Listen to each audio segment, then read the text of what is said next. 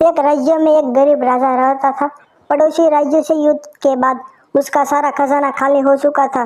धन संपत्ति के नाम पर उसके पास कुछ शेष नहीं था, मगर वह एक नेक दिल राजा था।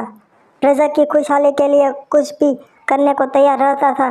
प्रजा अपनी समस्याएं लेकर उसके पास आती, वह उन्हें ध्यान से सुनता और अपने सामर्थ्य अनुसार उसका निराकरण करने का प्रयास करता। उसके दयालु और नेक स्वभाव के कारण प्रजा उससे बहुत प्रेम करती थी।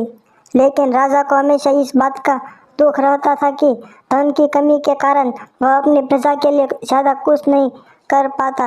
एक दिन उसके राज्य में एक साधु आया। लंबी यात्रा के कारण वह भूख प्यास से बेहाल हो चुका था और रास्ते के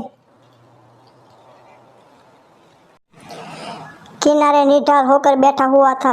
उसी समय राजा रोज की तरह प्रजा की स्थिति जानने के लिए भ्रमण पर निकला। उसकी दृष्टि उस साधु पर पड़ी। वह उसके पास गया और उसका हाल पूछा। साधु ने कहा कि उसे जोरों की भूख लगी है। राजा उसे अपने महल ले गया और उसे भोजन करवाया।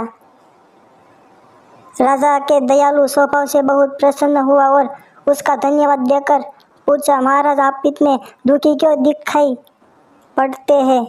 राजा ने उसे बताया कि वह अपनी प्रजा की खुशहाली के लिए बहुत कुछ करना चाहता है, किंतु उसके पास धन नहीं है, इसलिए वह दुखी रहता है। साधु ने उसे समझाते हुए कहा, महाराज आपके पास दयालुता और नेकियत का सबसे बड़ा धन है, जो आप अपनी प्रजा में बांटते हैं। आपके पास जो है उसके साथ ही प्रजा की भलाई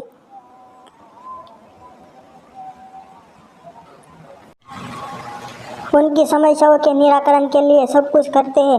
आपकी ये भावना आपको सबसे धनवान बनाती है, इसलिए आपकी प्रजा कमियों के बाद भी आपके राज्य में सदा प्रसन्न और खुशहाल रहती है।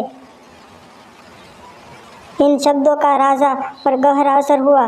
उसने तय किया कि वह जिस हाल में है उसी में खुश रहेगा और उसी हाल में रहकर अपनी प्रजा के साथ खुश रहेगा। वह समझ गया था कि जीवन में सबसे बड़ा धन आंतरिक खुशी है। सीख गरीब राजा की यह नेक कहानी हमें यह सिखाती है कि धन की अधिकता न होने पर भी हम अपनी ईमानदारी, नेकी और दयालुता से अपने जीवन को खुशहाल बना सकते हैं। आशा है आपको गरीब राजा की कहानी स्टोरी पसंद आई होगी। हिंदी कहानी पढ़ने के लिए हमारे चैनल को सब्सक्राइब ज़रूर कीजिए। धन्यवाद।